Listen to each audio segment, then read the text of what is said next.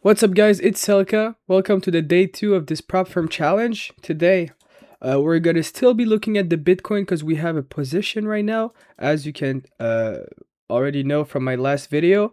Right now, we're still at somewhat break even. The thing is, and remember, my thesis was that this move right there could go down at any moment from here and complete this pattern right there. So I'll always join those two impulsive moves together to form that correction so I can better explain.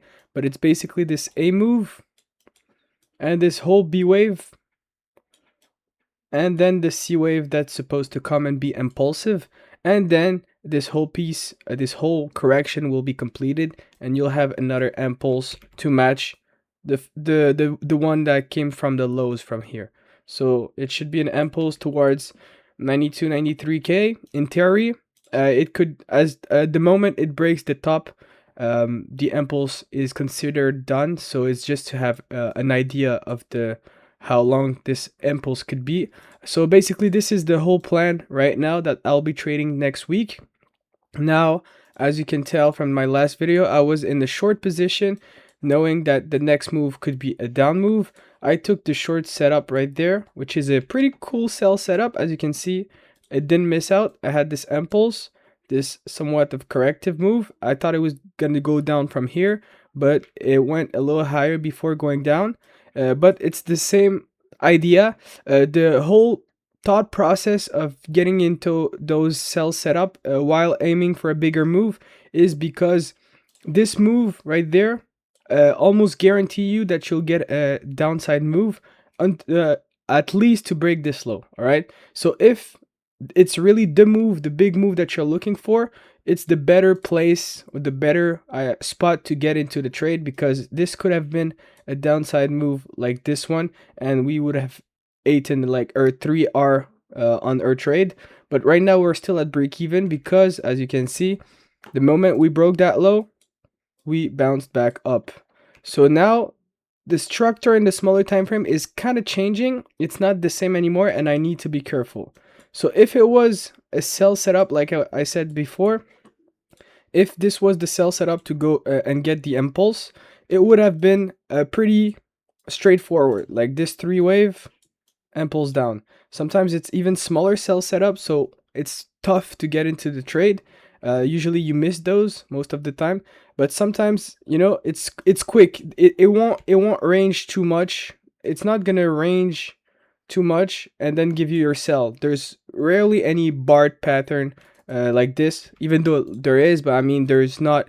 When you're looking for a sell setup, you're looking to get into a flag, which means that there's a lot of sell pressure. And in that case, the fact that it's not going down from here already means that this could probably lead to a new high and then get the sell setup. So I will probably take a loss if that's the case.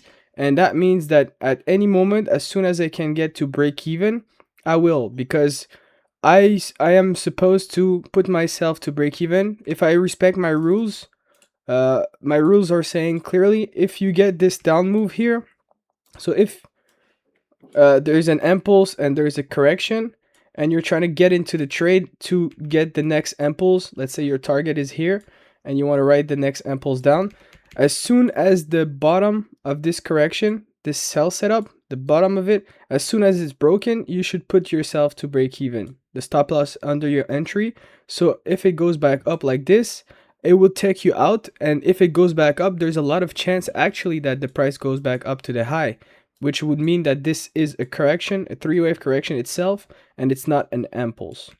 So that's the toughest part, I would say, because you have to figure out if a move is, you know, it's the first wave of your impulse. You see the impulse, the third wave is always the biggest one, and impulse is often 5-wave. So you have to figure out if you're in this part. At this point, we protect ourselves because we have to figure out if we are, you know, in an impulse wave or if we are just in a correction wave, because sometimes you just get correction like this for an up move. So see the difference between both is one is going straight up down after or 3-wave, and this one goes back up. So if you're trying to get to a sell setup, you have to sell here and put yourself to break even.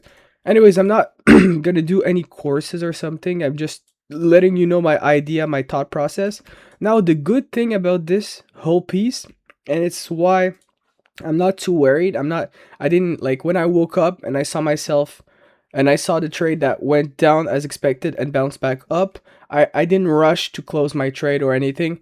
The only reason why is because um, this move also is supposed to be an impulse. It's supposed to be sharp and up, and the fact that it's not sharp yet, it's kind of similar to this move, means that this could also be a correction, and we're gonna get a new low to complete a 5 wave correction and then go up.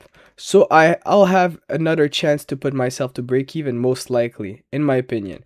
But there's always a chance that it starts somewhat corrective and at the end of the day it goes a little bit more impulsive, just like this one started corrective and then went impulsive. It could be the same thing. So for now, I'm not going to worry too much about this trade. I know it could play out, but I know at the same time that the smaller time frame has changed and my sell setup is not as clean as it was. So I'm still looking for sells, but if it goes back up, I'll look for a better sell setup, at a better RR actually.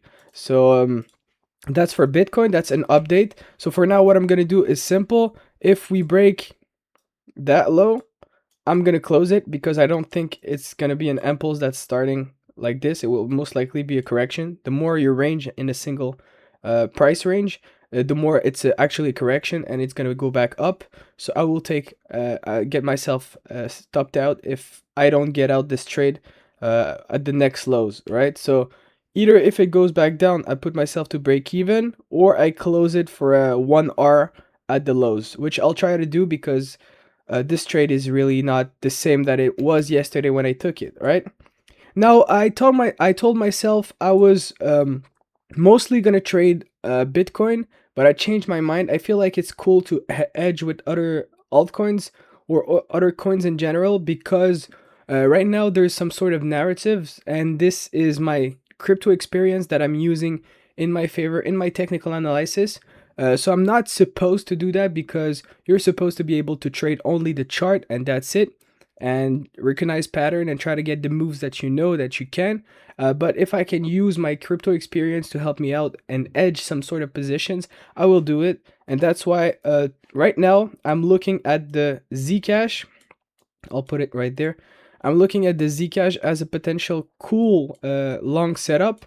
Reason is that right there you have a drop, some sort of move up that could be considered a B wave, and a C wave right there. So if that's a completed correction, then you should, just like this one, even though this one was really ugly, but if it's a completed correction, you should get an impulse, a range, that's your buy setup over here, impulse and range, and you should get another impulse up. So pretty similar to what it has done right there. So it's literally the same concept. I don't know if I can find any other example, but this is a pattern that I know, that I recognize, and if I have the opportunity to trade it, I will do it. So right now, right there, it was kind of a good sell setup because you broke all the previous highs, so you're now officially in a downtrend in this, and I think it's an hour, but we're in the 15 minutes, but hour time frame. You broke those lows, so you're in the downtrend, and you get to move back to the 6.8, a move that has at least 3 waves. So this was a good short to at least get back down. But now that it's completed, like I said, it's most likely going to be a 3-wave correction. And since I know from experience that every time a narrative is every time there's a big narrative before a crash in crypto, it's often the first narrative that people's going to think about when the market goes back up.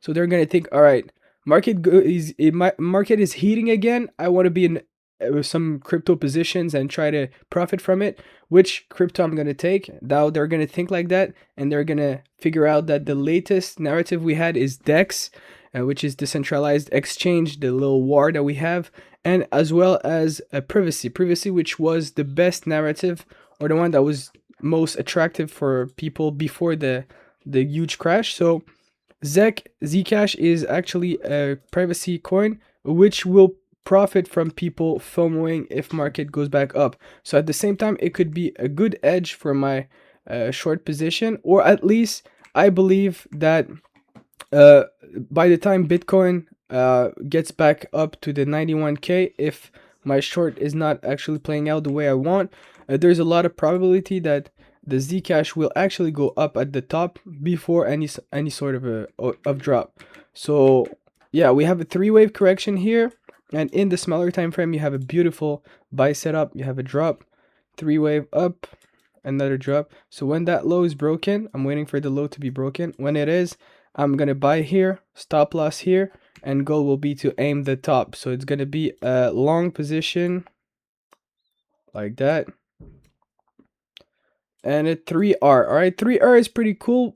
I mean, it's okay, but you, especially since you have a beautiful setup, it's often gonna play out the way you want. And if I get into the trade like this again, as soon as this structure, the top is broken, I'm gonna put my stop loss above my entry. So this is the whole plan. This is a setup that I can see being a good trade, and it has a low probability of changing over day, between today and tomorrow, for example. So it's gonna probably go down during Saturday, during today actually, and break that low, and then I'll be able to get back in. So what I can do right now is actually just putting my limit order right now, which will be done. And since this is an hour trade, or yeah, I'm aiming for a bigger move, but actually it should be an hour. Since it's an hour, I'll probably aim for the 0.75% this time, and I'm pretty confident on this trade. I think Zcash still has some room to go higher.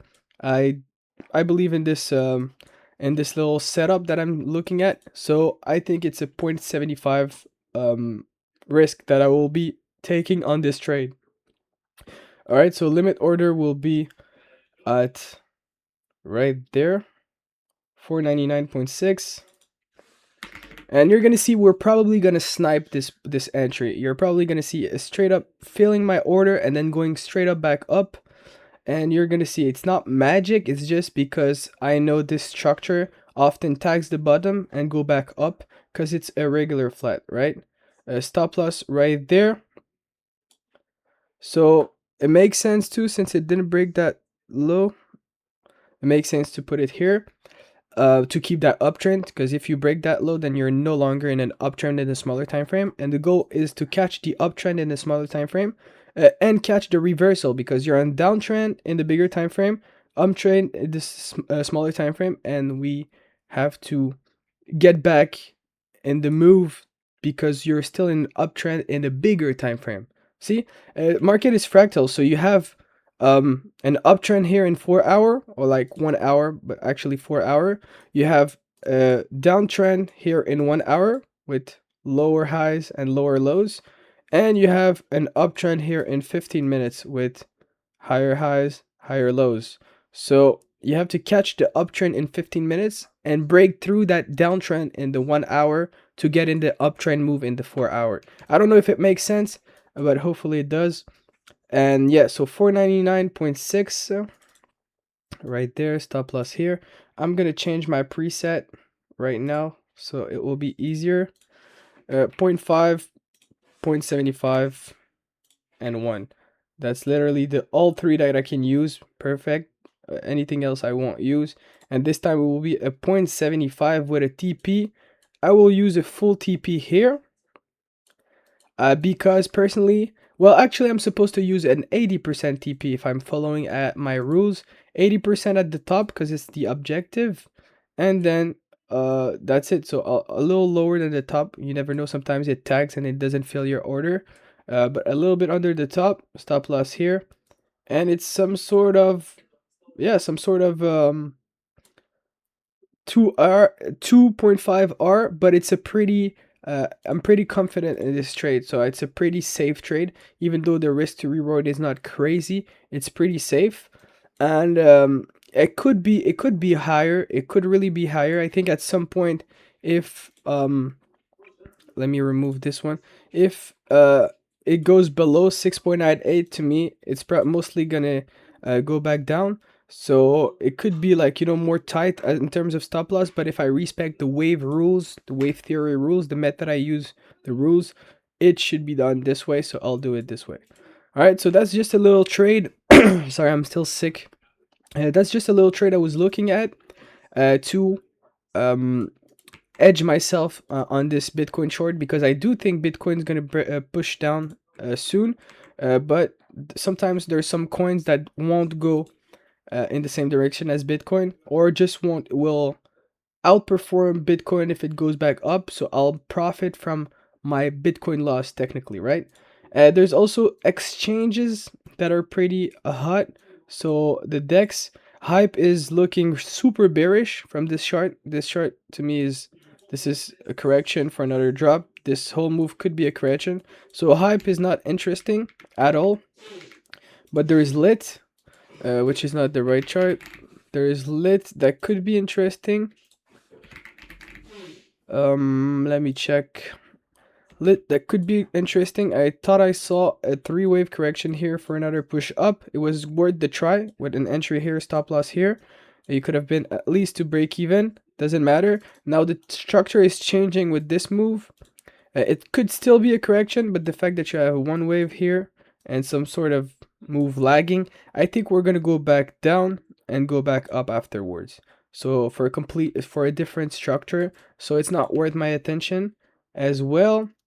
And what's hot right now is Monad, because it was the last thing before the market crash. Like I said, the last coin that did well before market crashing will often still be in people's head, in investors' head, and they will make a pump when market gets better.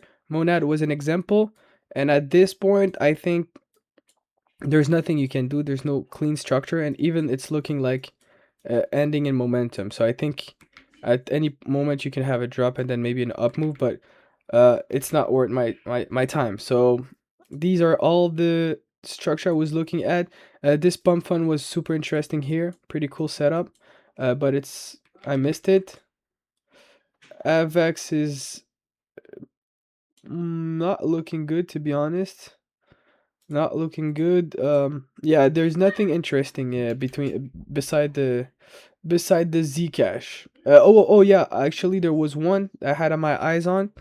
It's XMR, and this one I might take a position on it, but there's nothing yet that allows me to take any position. I think this will go up to either go up like this, complete this structure here, another down move, and then go back up, either something like this, or it will straight up go back up from this point. So it's worth, if it goes back down here, complete this structure, it's worth taking the long and then moving yourself to break even. The reason why I'm saying it could go up from here, it's if this is a 3-wave correction, it could go up. And XMR is the type of coin that doesn't do like clean 3-wave correction. See this one? It's not super clean, but it did land to going higher. So this was a somewhat a protected low. It could be the same with this leading to a higher move, even though it could take times. It could be good to be positioned in this coin. So what I will be doing is looking in the smaller time frame if I have an opportunity, and I don't. So I have this down move, this up move. I will be waiting for a down move like this, which should be in the 6.8 actually.